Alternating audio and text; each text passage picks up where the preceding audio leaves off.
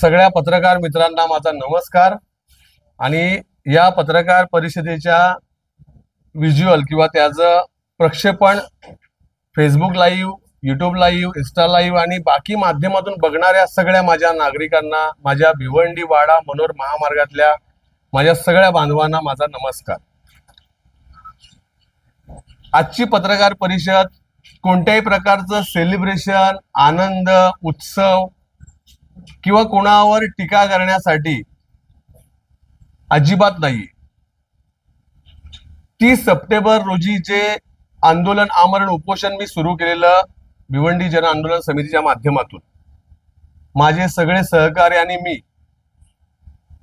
सर्वसामान्य कुटुंबातली शेतकरी शेतमजुराचीच पोरं ही सगळी आहेत आणि त्यांनी सुरू केलेलं जे आंदोलन होतं त्याची सुरुवात आम्ही केलेली। एक 7-8-10 लोकांनी सुरुवात केली आणि ती सुरुवात कशी झाली याची पूर्ण पार्श्वभूमी तुम्हाला सगळ्यांना माहिती आहे की एक फेसबुक लाईव्ह मी केलं, खुपरीला अपघात झाला, त्या अपघाताने अत्यंत वेदना झाल्या आणि त्यानंतर आपण हे सगळे निर्णय घेत आलो आणि त्यानंतर हे आंदोलन 30 तारखेच्या जेव्हा सुरुवात झाली त्यानंतर ते आंदोलन माझं राहिलं नाही, माझ्या सहकाऱ्यांचंही राहिलं नाही। तर ते आंदोलन वाडा, भिवंडी, मनोर या महामार्गावर प्रवास करणाऱ्या, त्या खड्ड्यांच्या वेदना भोगणाऱ्या आणि या रस्त्यामध्ये ज्यांच्या अपघातात कोणीतरी आपतेष्ट गेलंय, कोणाचा तरी बळी गेलाय, त्यांच्या वेदना असणारे त्यांच्या जवळच्या लोकांचं हे आंदोलन झालं।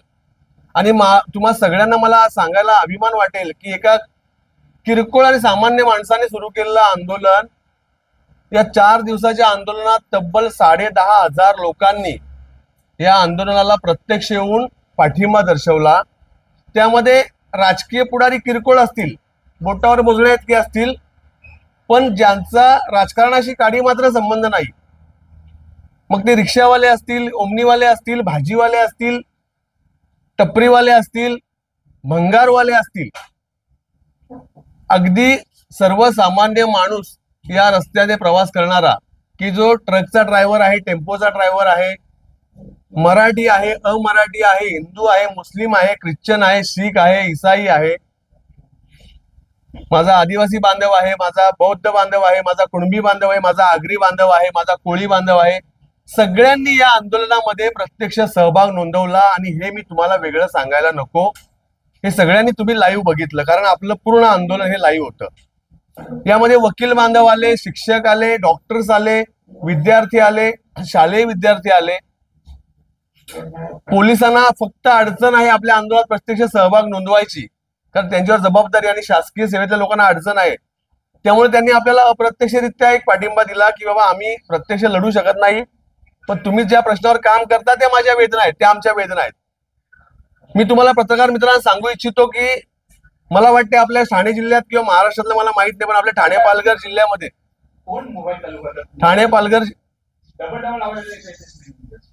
आपल्या ठाणे पालघर जिल्ह्यामध्ये कदाचित हे पहिलं आंदोलन असेल, तुम्ही नसेल तर मला माझी चूक दुरुस्त करा पत्रकार मित्रांनी, की ज्या आंदोलनामध्ये आंदोलन सुरू झाल्यापासून फेसबुकवर लाईव्ह आणि सीसीटीव्ही कॅमेरे व्हॉइस रेकॉर्डर सह सुरू ठेवलेलं होतं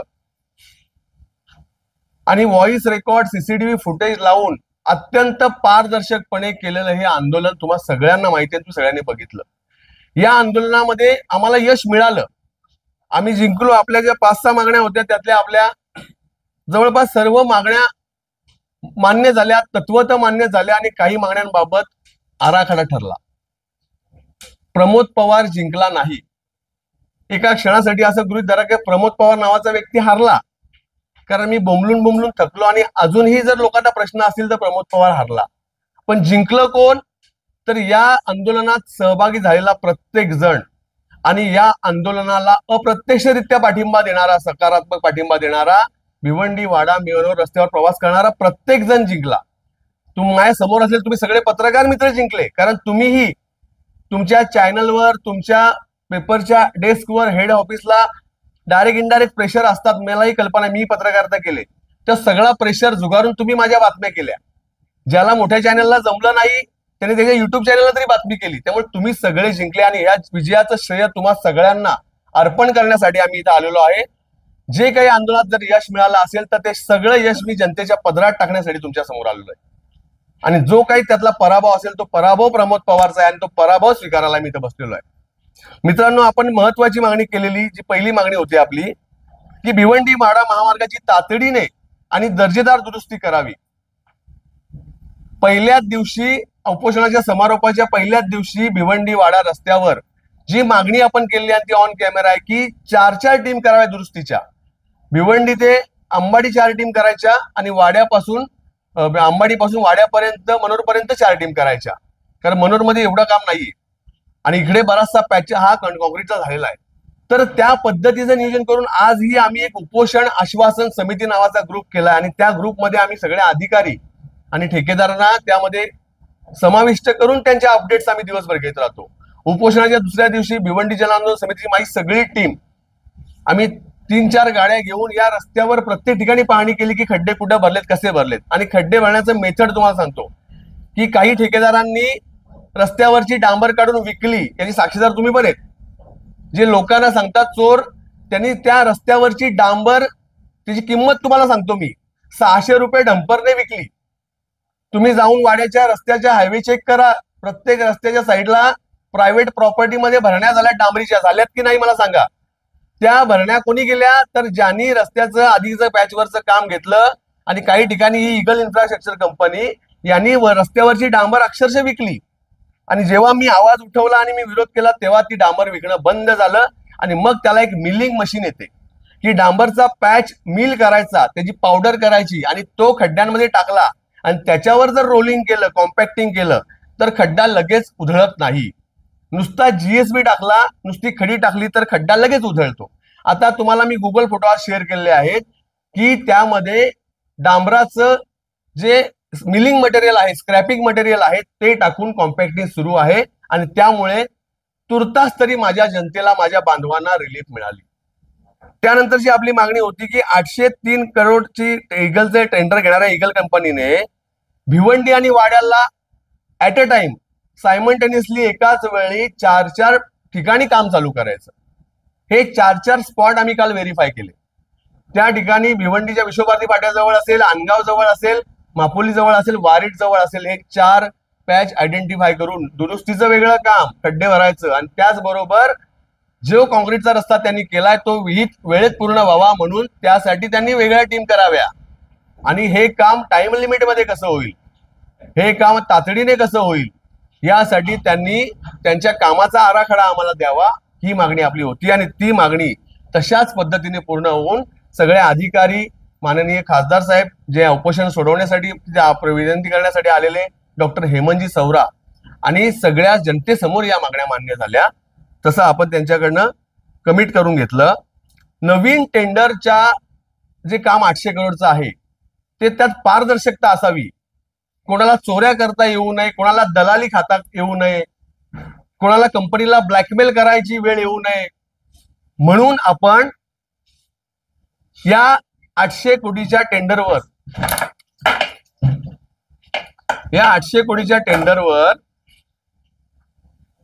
जनतेची नियंत्रण समिती असावी अशी मागणी केली.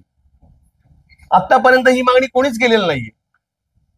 रेशनिंग समिती असते, महिला दक्षता समिती असते, वेगवेगळ्या शासकीय योजनांवर समिती असते. मग अशा प्रकारचे कोट्यावधीचे जर टेंडर लोकांना मिळत असतील आणि कामं सुरू होत असतील तर त्याच्यावर जनतेचं नियंत्रण पाहिजे. कारण पीडब्ल्यूडी अधिकारी आणि ठेकेदार यांच्यातच हे सगळा गोडबंगाल चालतो. ठेकेदार खोटी बिलं बनवतात आणि पीडब्ल्यूडी खोटी बिलं मंजूर करते आणि ठेकेदाराचे खिसे भरले जातात. आणि मग भिवंडीला यामा गाडीवर दूध विकणारे ठेकेदार, भंगार यामा गाडी घेऊन 2-2 लाखाच्या मोऱ्यांचं बांधकाम 10% कमिशनवर करणारे चिरकुट ठेकेदार 7-8 वर्षातच 300 करोडचे होतात. आणि हे असं होऊ नये, जो मेहनत करेल त्यालाच पैसे मिळावे, अशा पद्धतीच्या लबाड, चिटर, ब्लॅकमेलर, फ्रॉड लोक अचानक 300-300 करोडचे मालक होऊ नये, यासाठी या 800 करोडच्या टेंडरवर पब्लिकचं नियंत्रण असावं.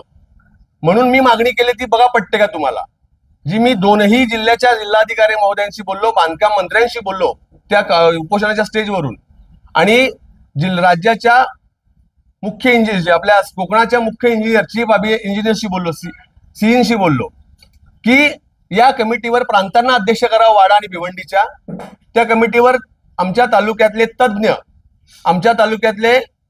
तज्ञ इंजिनियर्स, आमच्या तालुक्यातले रस्त्याच्या बाबतीतलं माहिती ज्ञान असणारे आणि विनामूल्य सेवा देणारे तज्ञ माणूस, सामान्य नागरिक असतील, ज्यांच्यामध्ये हुशार लोक आहेत, काही शिक्षक आहेत किंवा इंजिनिअरिंगचे जे स्पेशलिस्ट शिक्षक आहेत, वकील काही आहेत की ज्यांना टेक्निकल नॉलेज कळतं आणि वकिली पण करतात, पत्रकार काही आहेत की जे तज्ञ पद्धतीने आपलं लिखाण करतात, अशांची एक कमिटी करावी. आणि ती कमिटी कशी करावी, तर कमिटीमध्ये कोण पण नाही घ्यावं. माननीय जिल्हाधिकाऱ्यांनी त्यांच्या तशा मुलाखती घ्याव्या. त्यांनी तपासावं की तुम्ही या समितीमध्ये काय येता, तुमचा इंटरेस्ट काय आहे, तुम्ही त्या समितीमध्ये कोणत्या निकषात बसता. आणि या समितीचं जेव्हा गठन होईल तेव्हा त्या समितीची जर दर महिन्याला प्रांतांनी मिटिंग घेतली वेळ काढून 2 तासाची, तर त्या मिटिंगमध्ये चर्चा करता येईल की या रस्त्याचं काम कुठपर्यंत आलंय, या रस्त्याचं किती काम झालंय आणि मग त्याचं किती बिल अदा केलंय, सुरू असलेलं काम क्वालिटीचं आहे का. ह्या कमिटीची ही भूमिका जर राहिली तर मी तुम्हाला शब्द देतो, जर असं झालं तर हा रस्ता विहित वेळेतही पूर्ण होईल आणि जे सुप्रीमने आपल्या माती खड्डे मारले ते खड्डे माझ्या वाडा भिवंडीच्या जनतेला मिळणार नाही. जर माझी मागणी चुकीची झाली तर तुम्ही सांगा का प्रमोद पवारची मागणी चुकीची, मी ती मागणी मागे घेईन. पण ही मागणी मी ठामपणे राज्याच्या बांधकाम मंत्र्यांकडे आणि दोन्ही जिल्हाधिकाऱ्यांकडे ठामपणे केलेली आहे. झालेल्या नवीन कामाचं म्हणजे जिजाऊ कन्स्ट्रक्शन, मयूर कन्स्ट्रक्शन आणि इगल इन्फ्रा या तिघांचं जे काम सुरू आहे, इगलचं कॉन्क्रीटचं काम वाड्या साईडला सुरू आहे डाकिवलीपर्यंत, जिजाऊ कन्स्ट्रक्शनचं 40 कोटीचं आणि मयूर कन्स्ट्रक्शनचं 40 कोटीचं काम भिवंडीला सुरू आहे, आता सुरू आहे रिसेंट. म्हणजे 2024ला 6/8/2024ला वर्क ऑर्डर आली जिजाऊ कन्स्ट्रक्शनची आणि मयूरची. तर त्या कामाचे सॅम्पल पीठ घ्यायचे, त्या कामाचं सॅम्पल घ्यायचं आणि ते चेक करायचं आणि ते ऑन कॅमेरा चेक करायचं. एक प्रायव्हेट लॅबला करायचं, एक सरकारी लॅबला करायचं. आणि त्या कामाचं जेव्हा आपण बोर कट घेतो, ड्रिल मारून रस्त्याचं कट घेतो, तेव्हा त्या एका मशीनमध्ये त्याचं कॅलिब्रेशन, त्याची स्ट्रेंथ चेक केली जाते आणि ती नंबरिंगवर असते, त्याचं रिडिंग येते आणि त्या रिडिंग मध्ये कळतं तुम्हाला का हे कॉन्क्रीट किती स्ट्रेंथफुल आहे, यामध्ये कोणत्या क्वालिटीचं सिमेंट वापरलंय, कॉन्क्रीट वापरलंय, M40 वापरलंय की M25 वापरलंय की M30 वापरलंय, ज्याच्यामुळे आपल्याला स्पष्ट होईल की कुठल्या कन्स्ट्रक्शन कंपनीने आपला रस्ता दर्जेदार बनवलाय. त्याचं कारण असं की जेव्हा कॉन्क्रीटचे रस्ते बनतात तर त्याचं लिगल आयुर्मान हे 30 वर्षाचं आहे. मग जर 30 वर्ष तो रस्ता टिकणार असेल तर तो रस्ता कसा झाला पाहिजे याचं उत्तर आम्हाला जाणण्याचा अधिकार आहे आणि ती मागणी मी केली, तीही आपली मागणी पूर्ण झाली. यापूर्वी भ्रष्टाचार बरबटलेली जी कंपनी आहे जिजाऊ कन्स्ट्रक्शन, बघा मी परत बोलतो, गैरसमज करून घेऊ नका. जिजाऊ संस्था आणि संघटना यांना माझा नमस्कार की ते खूप चांगलं काम करतात. त्यांनी केलेलं आरोग्याचं काम, शैक्षणिक काम याला आमचा सगळ्यांचा सलाम आहे, कारण खूप चांगलं काम आहे ते. लोकांना आरोग्य सेवा देणं आणि वया वाटून शैक्षणिक काम करणं वाईट नाहीये. त्यामुळे जिजाऊ संस्था आणि संघटना ही आमच्या जिल्ह्यातली संस्था, संघटनेचा आम्हाला अभिमान आहे की ती चांगलं काम करते. पण जिजाऊ कन्स्ट्रक्शन नावाची एक वेगळी कंपनी, ही जिजाऊ कन्स्ट्रक्शन कंपनी ही संस्था आणि संघटना यांचं रजिस्ट्रेशन ट्रेड युनियनकडे होतं आणि चॅरिटी कमिशनरकडे होतं. पण जिजाऊ कन्स्ट्रक्शन कंपनी ही बिझनेस पर्पजने सुरू झालेली कंपनी आहे. ती आपल्या रस्त्यामध्ये कन्स्ट्रक्शनचं काम करते आणि कोट्यावधी रुपयाची खोटी बिलं काढते. हे मी बोलत नाही, हे वाक्य आहेत राज्याचे सन्माननीय तत्कालीन सार्वजनिक बांधकाम मंत्री माननीय रवींद्र साहेब चव्हाण, ज्यांनी ते विधान परिषदेत केले. आणि तेच शब्द मी तुम्हाला सांगतो की त्यांनी जी विधान परिषदेमध्ये घोषणा केली त्या घोषणेचा अंमल करून या कंपनीला ब्लॅकलिस्टेड करावं, जेणेकरून भविष्यामध्ये आमच्या रामनशिबी अशा भ्रष्ट कंपन्या येऊ नये, असे भ्रष्ट ठेकेदार येऊ नये आणि भविष्यात जे काम करणारे ठेकेदार आहेत इगल इन्फ्रासारखे, त्यांना एक शेक बसावा की कोणीतरी समाजामध्ये आहे जो आवाज उठवतो, कोणीतरी आहे जो भ्रष्टाचारांना उघड करतो आणि कोणीतरी आहे जो कारवाई करतो आणि कारवाई होते. त्यामुळे येणारा निधी आपला आहे तो चांगल्या प्रकारे वापरता येईल. आणि अशा फ्रॉड 420चे गुन्हे असलेले जे फ्रॉड आपल्या जिल्ह्यातले ठेकेदार आहेत, ज्यांच्यावर मुंबई पोलीस स्टेशनमध्ये 420चा गुन्हा दाखल झालेला आहे, ज्यांनी सुप्रीम कोर्टात जाऊन जामीन घेतलेला आहे, असे जे फ्रॉड ज्यांच्यावर खंडणीचा गुन्हा दाखल झालेला आहे, टोलचं कॉन्ट्रॅक्ट आणि टोलकडनं खंडणी मिळावी म्हणून यांनी टोलवर हल्ला केला, हे ऑन रेकॉर्ड आहे वाडा पोलीस स्टेशनला, जे खंडणीमध्ये 3-3 महिने जेलमध्ये होते, असे जे आपल्या एरियातले कॉन्ट्रॅक्टर आहेत त्यांना चाप बसावा. त्यांची जी मस्ती वाढलेली किंवा मगरुरी वाढलेली आहे किंवा त्यांची जी दादागिरी वाढलेली आहे ती बंद पडावी आणि असे ठेकेदार माजावे नाही, सर्वसामान्य माणसाचं इथे राज्य असावं. म्हणून आमची ही मागणी की अशा भ्रष्ट कंपन्यांना राजकीय गोधडीत लपून आपल्या सरकारी पैशावर मुतणाऱ्या लोकांना चाप बसवला पाहिजे. म्हणून आम्ही ती मागणी केली आणि त्या मागणीबाबत मी बांधकाम मंत्र्यांशी अगदी स्पष्ट शब्दात बोललो. आणि माननीय बांधकाम मंत्री जे आत्ताचे आहेत शिवेंद्रराजे भोसले यांनी मला सांगितलं की या कंपनीच्या ब्लॅकलिस्टेड बाबतची घोषणा विधान परिषदेत झालेली आहे. त्या काळात मंत्री महोदय वेगळे होते आणि नंतर मी मंत्री झालो.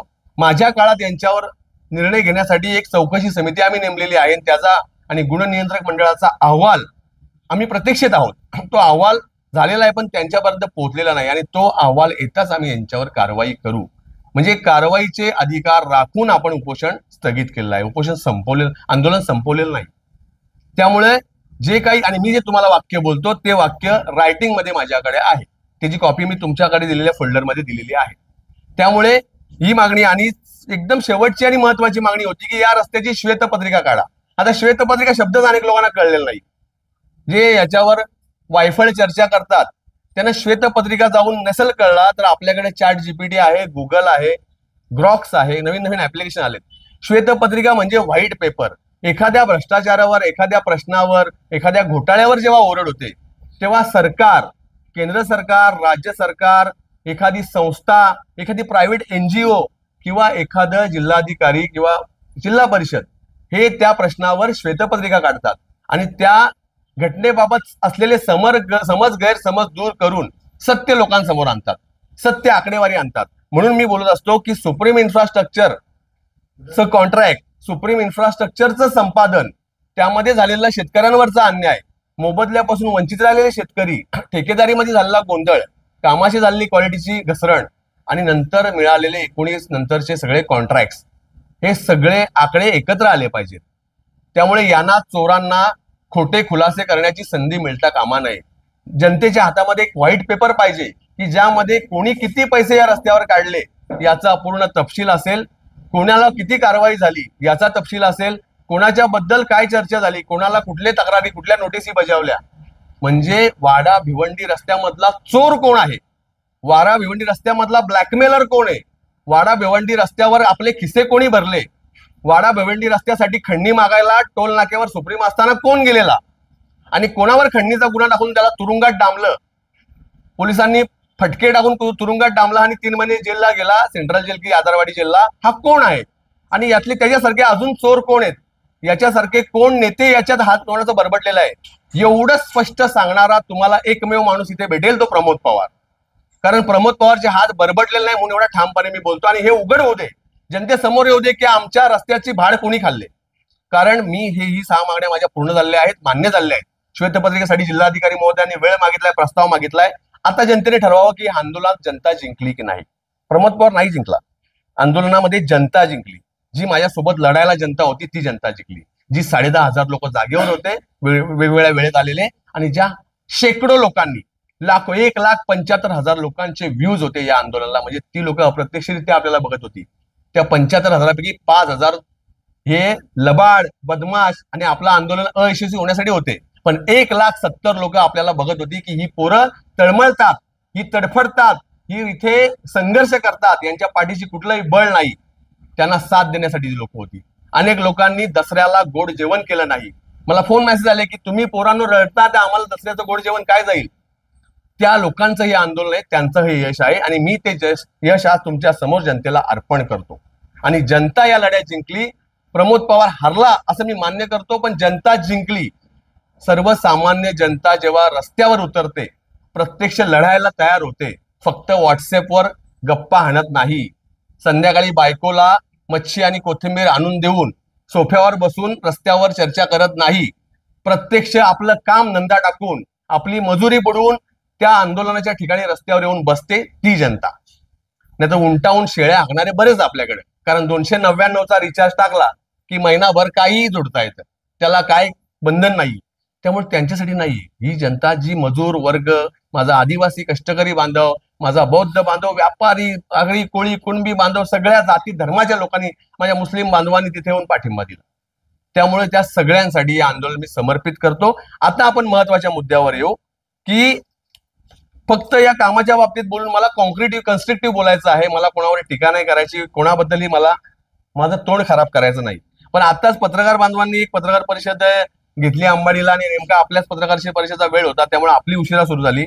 आणि त्यामध्ये या रस्त्यावर सगळ्यात जास्त भ्रष्टाचार करणारा एक ठेकेदार आहे. दुर्दैवाने हाच ठेकेदार एका पक्षाचा उपनेता आहे. दुर्दैवाने हाच ठेकेदार त्या 2 संस्थांचा प्रमुख आहे. त्यामुळे जर कंस्ट्रक्शन कंपनी भ्रष्टाचार करते तर त्या ठेकेदारावर आरोप होणे साहजिकच आहे. त्या ठेकेदाराने पत्रकार परिषद घेऊन एक 15-16 मिनिटं 11 मिनिटं काहीतरी बडबड केली. आधी यांनी सांगितलं ठेकेदाराने की किरकोळ आणि छोट्या माणसांशी मी बोलत नाही, माणसाबद्दल बोलत नाही. प्रमोद पवार अत्यंत छोटा आहे, सर्वसामान्य आहे. पण 2013 पासून प्रमोद पवार ऑफिशियल व्यवसाय करतो. त्याआधी मी एक कार्यकर्ता म्हणून मी शिक्षण घेत होतो, कार्यकर्ता घडत होतो. माझं वय वर्ष आता 37 आहे. पण 13 वर्षापासून प्रमोद पवारचीही कंस्ट्रक्शन कंपनी, त्याचीही प्रायव्हेट कामं सुरू आहेत. माझ्या कंपनीचं टर्नओव्हर 3 करोडच्या आसपास आहे. पण मी वाईट कामं करतो. माझ्यावर कुणी अशी पत्रकार परिषद घेतलेली नाही, माझ्यावर कुणी असे व्हिडिओ बनलेले नाही, कारण माझी कामं प्रायव्हेट असतात आणि ती क्वालिटीची असतात. मी सरकारची खोटी बिलं काढून खात नाही. प्रमोद पवारकडे फॉर्च्युनर आहे, 50 लाखाची गाडी घ्यायला 10-15 लाखात गाडी मिळते फॉर्च्युनर. आणि जर एखादा माणूस 2013 पासून कन्स्ट्रक्शनचा व्यवसाय करतो, माझी टीम काम करते, माझ्याकडेही मशिनरी आहेत, मी मजुराचा मुलगा असलो तरी मी शिक्षण घेतलंय, मी MA फर्स्ट क्लास आहे. या भ्रष्टाचारी लोकांना उघडं पाडण्यासाठी मी सिव्हिल इंजिनिअरिंग सर्व्हिसेसचा वेगळा कोर्स केला. मी सिव्हिल इंजिनियर नाहीये. यांच्याकडे बोगस डिग्री आहेत 5-5 लाखात घेतलेल्या. प्रमोद पवारकडे सगळ्या डिग्र्या ओरिजिनल आहेत. आणि सिव्हिल इंजिनिअरिंग सर्व्हिसेसचा कोर्स का केला तर मला सिव्हिल इंजिनिअरिंगवर किंवा रस्त्याच्या भ्रष्टाचारावर बोलावं लागतं. आणि त्यामुळे प्रमोद पवारच्या गाड्यांची चर्चा करण्यापेक्षा, प्रमोद पवारच्या लाईफस्टाईलची चर्चा करण्यापेक्षा तुझ्यावर जे आरोप केले त्याची बाळा उत्तर दे ना तू. एवढा कसा रे तू बालिश, एवढ्या मोठ्या पक्षाने तुला नेता केला आणि तू काय बोलतो, तुला कळत नाही. आता या ठेकेदाराने काय सांगितलं, आता मी त्याचं नाव पण घेणार नाही, कारण बाकीचे सगळे नाव घेत नाही, मी तरी काय नाव घेऊ. तर त्याचं नाव एवढं बदनाम झालंय की त्याचं नाव आणि टाकलं, सर्च केलं तुम्ही का पुढे भ्रष्टाचार येईल लगेच. त्याचं नाव टाकलं का लगेच तुम्हाला वाडा भिवंडी रस्ता येईल. बघा टाकून बघा ना. त्याने मुद्दे केले ते 5 मिनिटात 2 मिनिटात मी संपवतो. 2018 पासून जिजाऊ कंस्ट्रक्शनचा आणि माझा काही संबंध नाही असं त्याने आरोप केले. आता दुर्दैवाने नाव घ्यायलाच लागेल. फाईलला सिस्टम पण अशी आहे ना, ती फाईलला वर्कआउटरची. आता त्यात नाव आहे ना, मग नाव घेतल्यानंतर कसं चालेल. आता बघा, 2018 पासून माझा संबंध नाही जिजाऊ कंस्ट्रक्शनचा आणि माझा, असा निलेश सांबरे नावाचा तो ठेकेदार बोलला. आता माझ्याकडे 24/4/2023 ची ऑर्डर आहे. पत्रकार मित्रांनो, तुम्हाला मी प्रिंटेड कॉपी दिलेली. 2024-4 ची PWD ची ऑर्डर आहे.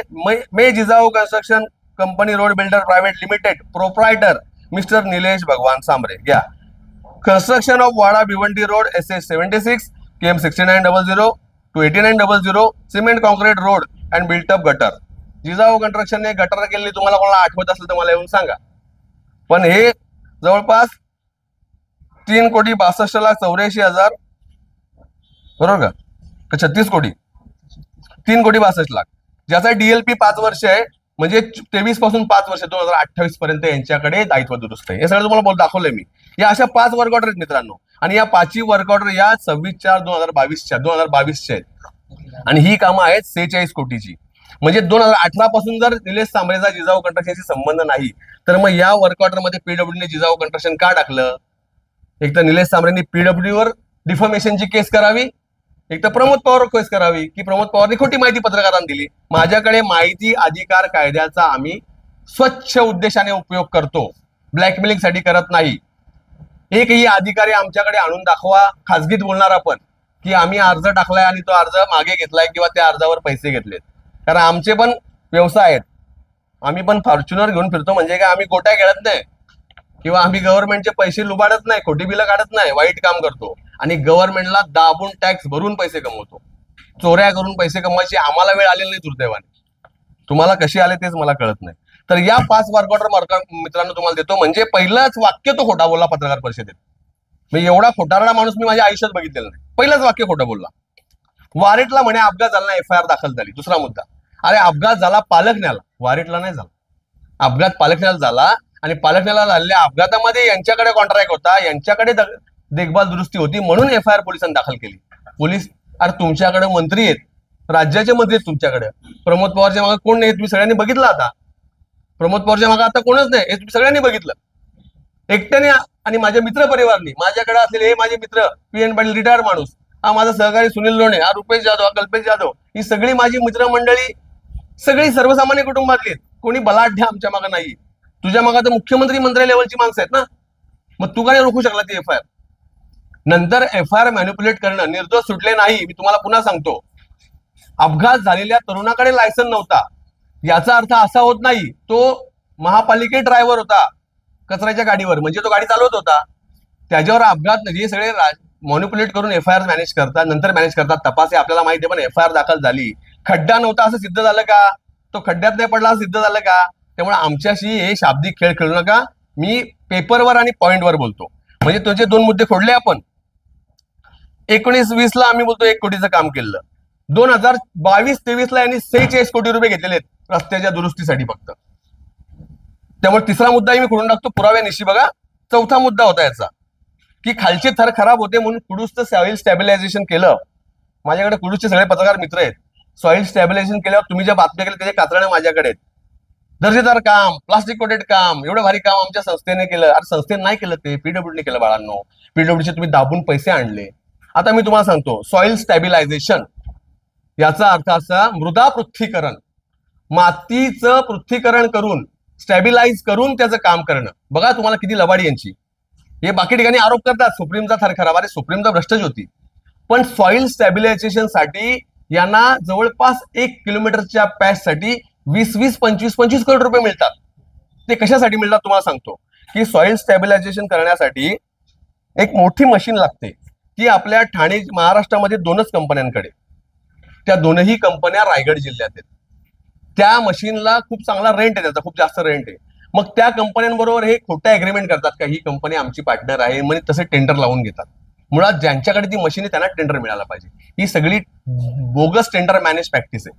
आता सॉइल स्टॅबिलायझेशन म्हणजे काय, तर रस्त्याचा पूर्ण थर, जो जुना रस्ता असेल त्याचा पूर्ण थर उकरणे. त्यामध्ये तुम्ही मशीन बघितली असेल का, ती मशीन पूर्ण थर उकरते. खूप हेवी मशीन आहे. तो पूर्ण थर उकरून आणि डांबर रस्त्यावर जी जुनी असेल ती मिक्सअप करते. त्यामध्ये 3 प्रकारचे केमिकल मिक्स केले जातात, काही इतर मटेरियल मिक्स केलं जातं आणि त्यानंतर त्या मातीचं एक चांगलं पृष्ठ तयार केलं जातं. ते पृष्ठ इतक्या हेवी कॅपॅसिटीवर दाबलं जातं आणि ती माती स्टॅबल केली जाते, ती माती स्थिर केली जाते. ती माती स्थिर अशासाठी करतात की खाली असं गृहीत धरतात की पूर्वीचा रस्ता नव्हताच, नवा रस्ता आपण बनवायला लावलाय आणि ती खालचं सॉइल आपण स्टॅबिलाइज केलंय. आणि मग ते स्टॅबल केल्यावर तुम्हाला आठवत असेल की सॉइल स्टॅबिलायझेशन ज्यांची चांगली कामं आहेत ना, तर सॉइल स्टॅबिलायझेशन केल्यावर त्याहून मोठ्या हेवी लोड गाड्या जातात. मग त्यांना असं वाटतं की आपण रस्ता तयार झालाय, एवढी चांगली ती सॉइल स्टॅबिलाइज होते. आणि मग त्याच्यावर GSB, DLC म्हणजे डायल्युटेड लूज कॉन्क्रीट, ते चांगल्या क्वालिटीचं, आणि मग त्याच्यावर प्रॉपर M40 किंवा M35 दर्जा असलेलं कॉन्क्रीट लेअर टाकलं जातं. PQC पॅनल बनवले जातात. त्याने काय होतं की तो रस्ता किमान 30 वर्ष फुटत नाही. जर त्याच्यावर डांबर असेल तर त्या पद्धतीचं डांबराचं लेअरिंग केलं जातं, त्याला प्रॉपर रोलिंग केलं जातं, त्याच्यावर सिल्कोट टाकला जातो.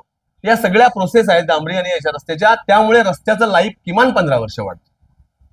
मी तुम्हाला ठामपणे सांगतो की दुसऱ्याच वर्षी तुमच्या कुडूसचा रस्ता फुटला. अरे सगळ्यात जास्त खड्डे जर कुडूसला कुठे पडले असतील ना, तर यांनी केलेल्या सॉइल स्टॅबिलायझेशनच्या ठिकाणी पडले. म्हणजे यांना सुप्रीमच्या रस्त्याचा थर खराब होता हे बोलण्याचा नैतिक अधिकार नाही. कारण तुम्हाला जे पैसे मिळाले होते ते खालच्या थरापासून मिळाले होते, तुम्हाला वरचे लेअर पट्टी करायला नव्हते पैसे मिळाले. त्यामुळे हे खोटं बोलणं सोडा मित्रांनो. आता तुमच्या मी पाया पडतो. आणि तुम्ही बरेच लोकांनी, काही आहेत समर्थक, त्यांनी स्टेटस टाकल्या, हे टाकलं, ठीक आहे ना. अरे आम्ही संस्थेवर आणि तुमच्या संघटनेवर नाही बोलत, आम्ही स्पेसिफिक मुद्द्यावर बोलतो. आम्ही तुमच्या वैयक्तिकवर नाही बोलत. आम्हाला काय, प्रत्येकाला आपल्या वैयक्तिक स्पेस असतो, प्रत्येकाचं आपलं वैयक्तिक आयुष्य आहे, त्याच्यावर आम्हाला बोलण्याचा अधिकार नाही. आमचं संबंध आहे तुमच्या रस्त्यावर तुम्ही केलेल्या खर्चाशी आणि तुमच्या वर खर्च झालेल्या सरकारच्या निधीशी, कारण तो निधी आमचा आहे, त्या निधीवर आमचा हक्क आहे. तुमच्या गाड्यांवर आम्ही कधी बोललोच नाही. बोललो का तुमच्या गाड्यांवर कधी?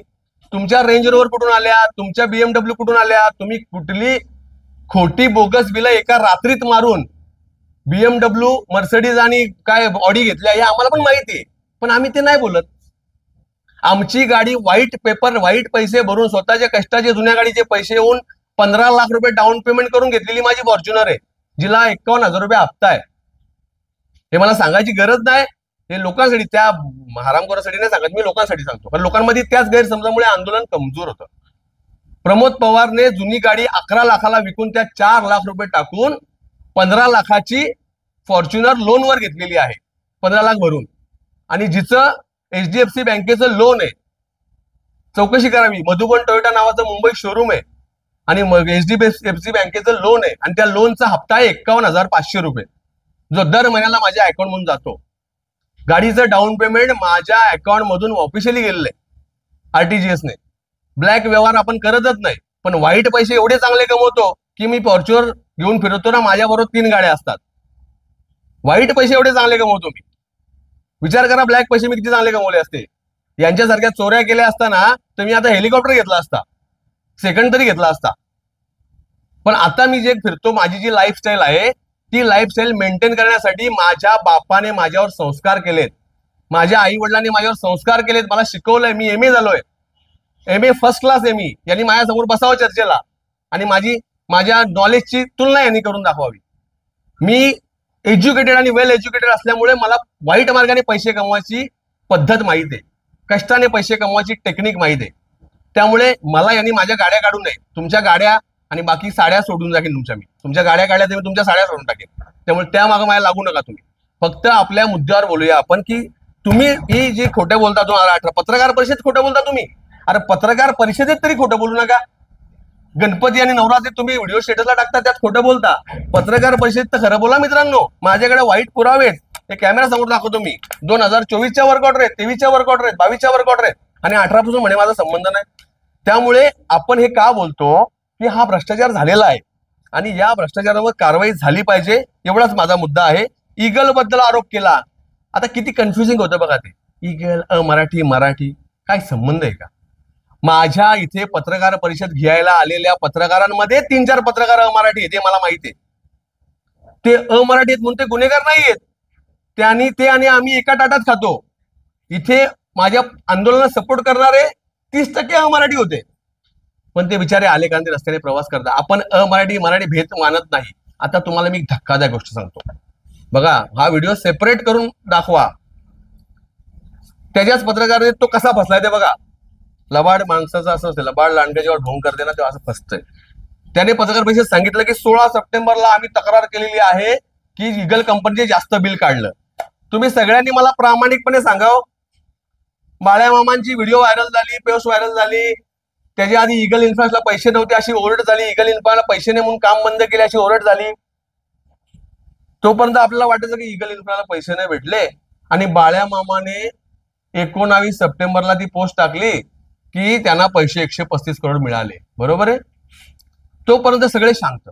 सगळ्यांना वाटलं का ठीक आहे पैसे नव्हते म्हणून काम बंद केलं, आता पैसे भेटले काम. जर या बदमाश निलेश सांबरेने 16 सप्टेंबरला तक्रार केली जास्त पैसे मिळाले, तर ती जाहीर का नाही केली त्यांनी? तुम्हा सगळ्यांना माहिती पडलं ईगल इन्फ्राने 100 कोटी जास्त कधी काढले. तुम्हाला पण आठवतंय की सगळ्यांना, तुम्हाला आपल्या उपोषणाच्या स्टेजवर माहित पडलं की ईगल इन्फ्रास्ट्रक्चरने लबाडी करून खोटी बिलं काढलेत. कारण आम्हाला माहिती त्याच दिवशी सकाळी मिळाली. आम्ही साधी माणसं येतो, आमच्या मग ताकद नाही. त्यामुळे आम्हाला माहिती काढायला थोडी मेहनत घ्यावी लागते. आम्हाला माहिती अधिकार कार्य वापरावा लागतो, कायद्याने दिला अधिकार. आमची माहिती, आमच्याकडे फाईल आहे ईगल इन्फ्राने बिलं काढण्याची. ईगल इन्फ्राने खोटी बिलं काढली, त्याच्या तारखा तुम्हाला मी सांगतो. ब्लॅक नोटपॅड दे, ब्लॅक नोटपॅड खाली बघा. लबाडी सांगतो तुम्हाला मी, लबाडी कशी असते. ईगल इन्फ्राने 24 फेब्रुवारीला पहिलं बिल काढलं, 30 मार्चला दुसरं बिल काढलं, 2 सप्टेंबरला तिसरं बिल काढलं, 5 सप्टेंबरला चौथं बिल काढलं आणि 19 सप्टेंबरला 5वं बिल काढलं. अशा ईगल इन्फ्राने 165 करोड काढले. याच्या व्यतिरिक्त त्याने ऍडव्हान्सचे पैसे घेतले. ते सगळं तपशील सांगतो तुम्हाला. पण याने जर बाईने 16 सप्टेंबरला याला माहिती मिळाली, मग याने पब्लिकला का नाही सांगितलं? याने पत्रकार परिषद घेतली किंवा पोस्ट किंवा बातमी का नाही दिली की 16 सप्टेंबरला जर याला कळलंय आणि तक्रार दिले? अरे हा ब्लॅकमेल करत होता PWD ला. ईगल इन्फ्राने बोगस बिलं काढली याची सगळ्यात आधी माहिती निलेश सांबरेला होती आणि निलेश सांबरेने पीडब्ल्यूडी कडनं माहिती काढली, 16 सप्टेंबरला तक्रार केली आणि ब्लॅकमेल केलं की हे मी एक्सपोज करतो, नाही तर मला रस्त्याचं कॉन्ट्रॅक्ट द्या. कोण ब्लॅकमेलर आहे सांगा पब्लिकने आता. खरा ब्लॅकमेलर हा आहे, कारण हा 16 सप्टेंबरला तक्रार करून गप्प बसला की मला यांना मी बार्गेनिंग करेन, ब्लॅकमेल करेन, माहिती एक्सपोज करू की काम देता, माहिती एक्सपोज करू की काम देता. अरे आम्हाला माहिती मिळता क्षणी सुनील लोणेंनी आमच्या स्टेजवर बॉम्ब आपटून दिला की इगल इन्फ्रास्ट्रक्चरने 100 कोटीची खोटी बिलं काढली. काय सांगतो, इगलने आम्हाला सुपारी दिली. अरे इगलने सुपारी दिली असती तर आम्ही इगलचं वाजवलं असतं पिपाणी, आम्ही इगलला नागडं केलं. माझं ठाणे पालघर जिल्ह्यातल्या सगळ्या लोकांना जाहीर आव्हान आहे की सांगावं इगलला नागडं पहिला कोणी केलं. इगलला नागडं अंबाडीच्या उपोषणाच्या स्टेजवर 4 तारखेला सुनील लोणेने केलं. भिवंडी जन आंदोलन समितीच्या एका प्रतिनिधी उघडं केलं तुम्हाला की आमच्याकडे ही फाईल आहे, इगल इन्फ्रास्ट्रक्चरने खोटी बिलं काढली आणि इगल इन्फ्रास्ट्रक्चरने. मी तुम्हाला तारखेसह सांगतो, इकडे बघा मित्रांनो, आम्ही खोटं बोलत नाही. 25 सप्टेंबरला आम्ही अर्ज केला, म्हणजे आम्हाला माहिती मिळाली 25 सप्टेंबरला की गडबड झालेली आहे आणि त्याची माहिती आम्हाला 3 तारखेला मिळाली उपोषणाच्या दिवशी, कारण आम्ही एवढे स्ट्रॉंग नाहीये. आम्हाला माहितीच 25 सप्टेंबरला मिळाली. प्रमोद पवार स्वतः मी अर्ज केलाय की इगल इन्फ्रास्ट्रक्चरची मला सगळी बिलं पाहिजेत आणि तेव्हा माहिती आम्हाला मिळाली 3 तारखेला. जर या बाईला 16 सप्टेंबरला माहिती होती मग हा गप्प का होता? कारण याला इगलला ब्लॅकमेल करायचं होतं. इगलकडनं ब्लॅकमेल करून भिवंडी ते वाडा, भिवंडी ते अंबाडी याला कॉन्ट्रॅक्ट घ्यायचं होतं. कारण वाड्यापासून पुढे इगल कंपनी कामच चालू करत नव्हती, तुम्हाला माहिती आहे. यांना दाबलं होतं, यांना ब्लॅकमेल केलं होतं की हे काम आम्हाला देतो, आम्ही एवढ्या मोठ्या पक्षाचे नेते झालोय, हे काम आम्हाला देतं, तुम्हाला आम्ही काम करू देणार नाही. आणि इगलला यांनी घाबरवलं होतं. इगलला हा ब्लॅकमेल करत होता. हा गौप्यस्फोट मला आज करायचा होता की इगलला ब्लॅकमेल कोण करत होता, तर इगलला ब्लॅकमेल निलेश सांबरे करत होता. आणि त्यामुळे तो 16 सप्टेंबरला स्वतःच बोलून गेला. तो चोर कधीतरी, आता याने तुम्हाला गोष्ट ही ओपन नसती केली गोष्ट, निलेश पाणी राहू दे, याने ही गोष्ट ओपन नसती केली मित्रांनो. याने अजून यांना ब्लॅकमेल करून त्यांच्याकडनं 50 कोटी काढले असते, ते पण करतो तो. लबाडी गरीबच माणूस करत नाही, लबाडी हे मोठे पण करतात, फक्त हे मोठ्या लबाडी करतात. तर याने ही माहिती आज पण तुम्हाला दिली असती पत्रकारांना. प्रमोद पवारच्या उपोषणामध्ये जर 3 तारखेला बॉम्ब पडलेला आहे की इगल इन्फ्रास्ट्रक्चरने खोटी बिलं काढलेत, मग याला आता बोलण्याशिवाय पर्याय उरला नाही, म्हणून हा धावत आला इकडनं ना अंबाडीला येऊन पत्रकार परिषद घेतली. आधी काय बोललेला, छोट्या मोठ्या माणसांच्या बद्दल मी बोलत नाही. मग आता का बोलला बाबा, तू एवढ्या लांब एवढा प्रवास करून का आला 3 गाड्या घेऊन? जर माझ्याबद्दल तू बोलत नाही ना, मग का आला तू पत्रकार परिषद घेऊन? म्हणजे याला माहिती का आता माझं पितळ उघडं पडेल, मी आता जनतेसमोर नागडा झालोय, पूर्ण उघडा झालोय. माझं परत सांगणे, जिजाऊ संस्था अतिशय चांगली, जिजाऊ संघटना अतिशय चांगली, कारण कुठलीही संस्था संघटना ही चांगलं काम करायला चालली असते. त्यामुळे त्या सगळ्या कार्यकर्त्यांना मी पुन्हा हात जोडून विनंती करतो की उगाच खोट्याचं समर्थन करून स्टेटस टाकून आमच्या लोकांना कशाला डिवचता. तुमच्या स्टेटसने आम्हाला काही फरक पडत नाही, फक्त आम्हाला हसू येतं की तुम्ही लोकांना किती फसवता. तुम्ही पण त्या रस्त्याने प्रवास करता, तुमच्याही लोकांचं आमच्याशी बोलणं झालेलं आहे की भाऊ आम्हाला मजबुरीने स्टेटस टाकायला लागतात, स्टेटस नाही टाकल्या तर आमची पगार होत नाही, पगार घ्यायला गेल्यावर आमच्याकडे स्क्रीनशॉट टाकावे लागतात की मी स्टेटस टाकली, प्रमोद पवारच्या विरोधात मी बोललो, जर मी बोललो नाही तर तुला पगार मिळणार नाही. एका वडिलाने इलेक्शनला वेगळ्या पक्षाला सपोर्ट केला. आता प्रत्येकाचे आई वडील वेगवेगळे असतात, म्हणून त्याच्या मुलीला कामावून काढून टाकलं, अशी यांच्याकडे कार्यक्रम आहेत. आता पत्रकार परिषदेमध्ये एका आंबेडकरचा उल्लेख केला की कोणाच्या तरी एका माणसाच्या आईला ऑपरेशन केलं. अरे कोण, आता ऑपरेशन कोणाचं केलं मला तर कल्पना पण नाही, बिचारा कोण असेल, पण त्याच्या आईचं ऑपरेशन केलं ही गोष्ट उकरून काढायची असते का?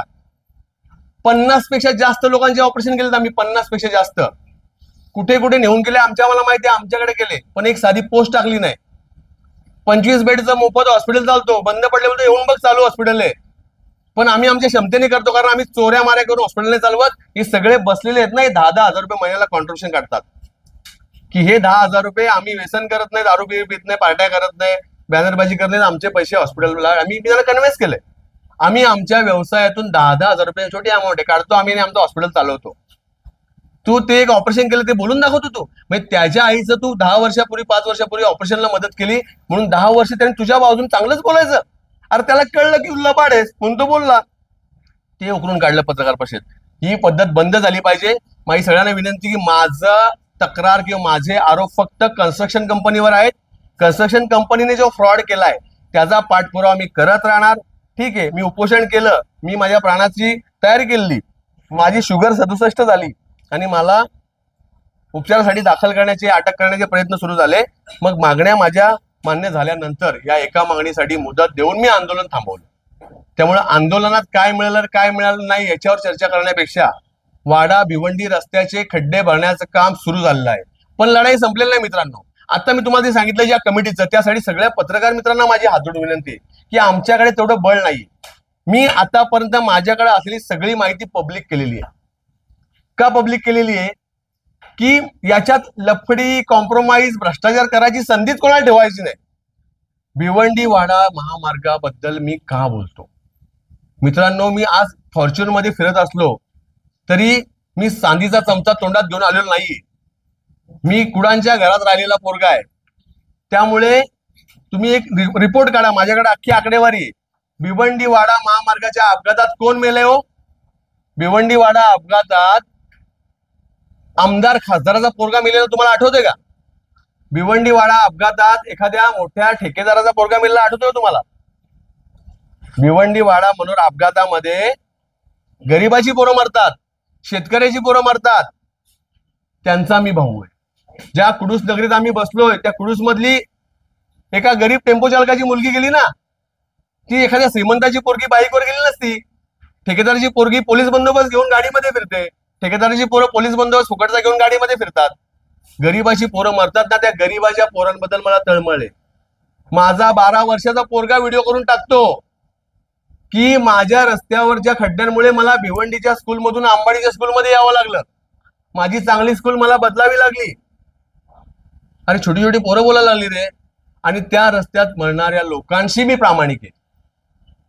मी तुम्हाला बोललेलो की आंदोलन सुरू करताना त्याचे परिणाम, दुष्परिणाम सगळे मला भोगावे लागतील. मला बदनाम केलं जाईल, प्रमोद पवार हप्ते घेतो, प्रमोद पवार सेटलमेंट करेल. अरे मी उघड चॅलेंज केलं ना. तुम्ही जर खरंच, आता मला तो शब्द वापरायला बरोबर वाटत नाही, पण खरंच तुमच्या जन्माची कहाणी खरी असेल, आता मी वेगळ्या शब्दात बोलू शकत नाही, तुमच्या जन्माची कहाणी खरी असेल, तुमचा जन्म दाखला जर खरा असेल पीएससी मधला किंवा घरचा, तर प्रमोद पवारचे कुठे ब्लॅकमेलिंग केलं आणि कुठे पैसे काढले दाखवा ना. ओपन चॅलेंज आहे ना माझं. अरे तुम्ही कुठे पैसे काढले ही मी अख्ख्या फायली घेऊन बसलो इथे. मग उगाच फक्त माझ्यावर चर्चा करण्यास वेळ घालू नका. प्रमोद पवार हा विषय, टॉपिक चर्चेचा नाहीये. प्रमोद पवार हे माध्यम आहे. वाडा भिवंडी रस्त्याचं आंदोलन प्रमोद पवार हे माध्यम होतं, पण ते आंदोलन आता लोकांनी स्वीकारलंय. प्रमोद पवारने उचललेले मुद्दे आता पब्लिकने स्वीकारलेत. पत्रकार मित्रांनी जे सगळं दाखवलं युट्यूब चॅनलच्या माध्यमातून ते लोकांनी स्वीकारलं. लाखाच्या घरात पत्रकार परिषद बघितल्या, 35,000 व्ह्यू झाले पत्रकार परिषदेला. याचा अर्थ लोकांना समजलं खरं काय ना खोटं काय. त्यामुळे माझ्याबद्दल चर्चा करणारे फक्त यांचे पगारी नोकर आहेत. माझ्याबद्दल नेगेटिव्ह पसरवणारे, माझं म्हणणं आहे माझ्या नेगेटिव्ह पॉईंट नेगेटिव्हने फरक पडणार असेल, रस्त्याचं काम होत असेल तर तेही करा. प्रमोद पवारला बदनाम केल्याने रस्त्याचे जर खड्डे भरत असतील तर प्रमोद पवार ती बदनामी पण सहन करायला तयार. त्यामुळे माझी तुम्हाला विनंती आहे की येत्या काळामध्ये आपल्याला भिवंडी वाडा मनोर हा रस्ता दर्जेदार करून घ्यायचा आहे. हा प्रश्न माझा एकट्याचा नाहीये किंवा माझ्या सहकार्यांचा नाहीये. हा प्रश्न तुम्हा आम्हा सगळ्यांचा आहे. या रस्त्यावर भविष्यात अपघात होऊ नये, या रस्ते दर्जेदार व्हावे, या रस्त्यावर पूर्णपणे साईड गटर्स असतील, पेविंग असेल, स्ट्रीट लाईट असतील, हे झालं पाहिजे. या रस्त्यामध्ये कुडूसला फ्लायओव्हर झाला पाहिजे. या रस्त्यामध्ये गडेश्वर नाक्यावर फ्लायओव्हर झाला पाहिजे. अनगाव आणि मापोलीची जी डिमांड आहे तिथेही छोटे पूल फ्लायओव्हर झाले पाहिजेत. आणि ज्या ज्या ठिकाणी आतापर्यंत रस्ता 2 लेनचा आहे तो रस्ता 4 लेन झाला पाहिजे. वन विभागाच्या जमिनीचं संपादन झालं पाहिजे. यासाठी तुम्हाला आम्हाला एकट्या सगळ्यांना लढावं लागेल. आता मी लढतो त्यामुळे काय होतंय, सगळ्यात मोठी अडचण अशी आहे की प्रमोद पवार लढतो आणि सगळं ओपन करून टाकतो, त्याला आपल्याला पैसे घालायला चान्सच मिळत नाही. आता या माहिती बघा ना, 16 सप्टेंबर पासून बिल्डिंग लावून बसलाय. एक तर यांच्याकडे इगलकडनं मी पैसे काढेन असं समजू नका तुम्ही की बाबा रेंज रोवर आणि BMW मुळे पैसे घात नाही. अरे लवाड आहेत एक नंबर. विराजच्या मॅटरमध्ये तुम्ही बघितलं ना, कांदे बटाटीची बातमी बघितलं ना तुम्ही. म्हणजे हे मोठे लोक लबाडी करणे असं नाही, फक्त बदनाम बारीक माणसं होतो. ही मोठ्या लोकांची मोठी लबडी असतात आणि पुढचं मी बोलत नाही. त्यामुळे यांची 16 सप्टेंबर पासून हा बरोबर पागेरे टाकून होता, वाघरा मांडून, की माझ्या वाघऱ्यामध्ये इगल येईल, माझ्या तोंड्यामध्ये इगल येईल. पण इगल काय याच्या तोंड्यात येण्याच्या आधी याचा तोंड्या आपण 3 तारखेला फोडला आणि याची भुशी तोंड्या सगळाच फुटला. त्यामुळे त्याची गेम फसलेली आहे. तो आता बिथरलेला आहे. आता तो काय करायला माहिती का, काहीतरी आरोप, त्याचे आरोप काय, हे ब्लॅकमेल, यांच्याबरोबर हे चोर आहेत, ते चोर आहेत. अरे ते मरू दे, तू खंडणीखोर आहेस. तुझ्यावर खंडणीचा गुन्हा दाखल केलाय. नाव सांगू फिर्यादीचं, जोशी नावाचा फिर्यादी, जयेश चौधरी नावाचा विक्टीम आहे. तुझ्यावर खंडणी 395 IPC 395चा गुन्हा तुझ्यावर दाखल आहे. काय बोलायचं आहे तुला? तुझ्यावर 420चा गुन्हा दाखल आहे मुंबईच्या पोलीस ठाण्यामध्ये आणि तुझी सुप्रीम कोर्टात तू जामीन घेतलाय. तू आम्हाला शिकवतो लवाडगिरी. पत्रकार परिषद मित्रांनो पूर्ण बघा, प्रश्न सुटतील तुमचे. तर या सगळ्या गोष्टी मला सांगायच्या आहेत की आता तो सांगतो का, एखादा पॅच दुरुस्त केला तर लाज वाटली पाहिजे बोलायला. व्हिडिओ बोलतो व्हायरल झाला, जिजाऊला दणका. अरे दणकाच आहे. तुझ्या नवीन कॉन्क्रीट रस्त्याचा पॅच PWDने फोडून बनवा आणि तो फोडायला लावणं हा आमचा विजय आहे आणि तो तुला दणका आहे.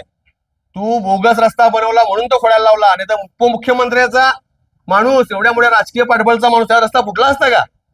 फोडायला लावला त्याचा रस्ता. या किरकोळ आणि छोट्या मोठ्या पोरांनी, या सामान्य पोरांनी तुझा दणका देऊन तुझा रस्ता फोडायला लावला. तुझा एक पॅच का फुटला नाही?